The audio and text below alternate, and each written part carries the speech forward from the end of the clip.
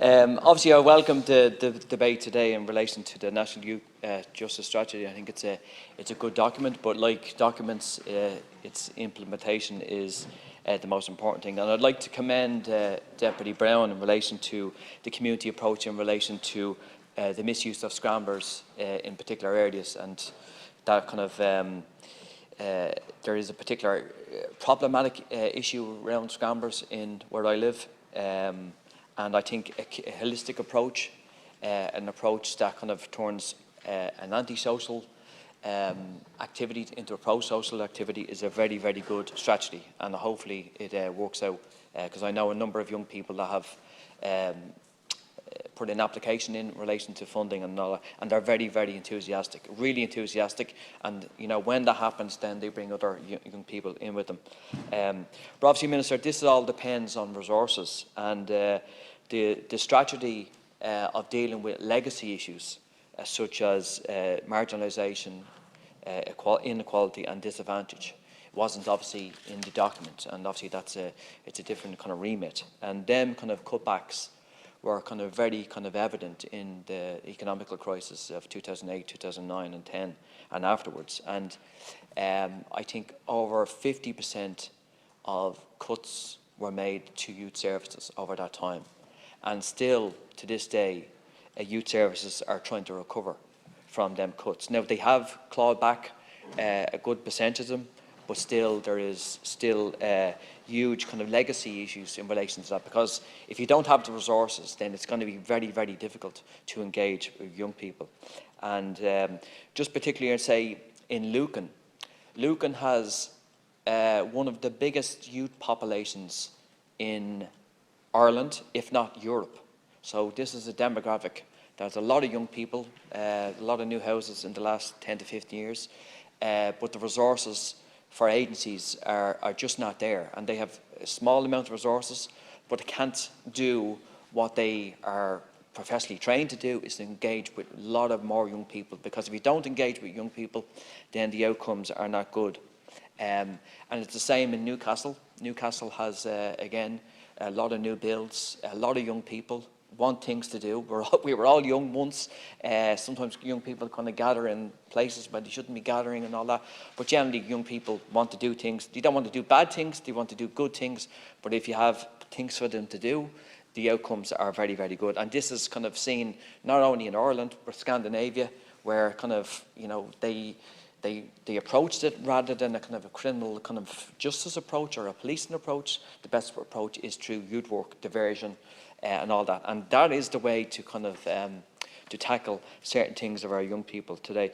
Minister, just in relation to the strategy itself, I was reading kind of with curiosity in relation to the Greentown initiative. I've never heard of this initiative. It's actually a very good critique in relation to young people being drawn into serious criminality.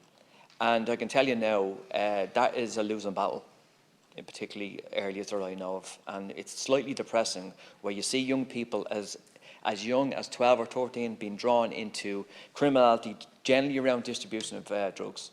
Generally, that's what happens, and it works like clockwork. These kids are groomed by adults. There is money put into it, and them young people are essentially used to kind of for the distribution of drugs. Now, that is, as I said, that is a battle that I think is going to be very, very difficult to win. Can it be addressed? I think it can. I probably won't have the time to address all the kind of the issues around that, but that's an issue that is, I find, and I think most people would find, kind of abhorrent, where young people are selling crack cocaine at the age of 12. For adults, it's like unbelievable, like, you know, and these are young people that I would have known from different activities, and you know, it's pretty, you want to do something about it, but obviously, you know, that's up to the authorities and up to the kind of the relevant people. So that's, I think, their initiatives, Minister, that you know, this strategy is trying to address. It's not obviously not perfect by any means. But it's a strategy that will have better outcomes for young people. And once you engage with young people, there is better outcomes, to say the least, better outcomes for their parents, and better outcomes for the kind of their siblings and so forth. Just in relation to the Garda Youth Diversion Project, I think it's a very good project. It does take away young people that may be engaging with activity they shouldn't be. I think it's a well worth project that kind of is ongoing. In relation to mid-light leagues, football is a brilliant project.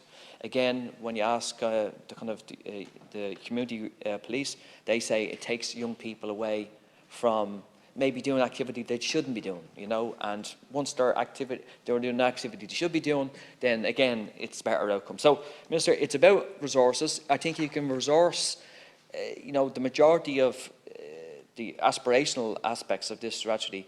I think, again, it's all about outcomes, because once you engage with young people in the right way, and not talking down to them and not demonising them, because in society we have it, especially the media and certain, you know, we just try do not demonise young people. Do not, because if you demonise, if you're told they are stupid and you're smelly and all that, then that's going to get into your head and you're going to think that way, you know, you're going to think that. But if we tell young people, look, you're good, you're, you do good things and you're a good person, then the outcomes again are really good for that person and society as a whole. Thank you.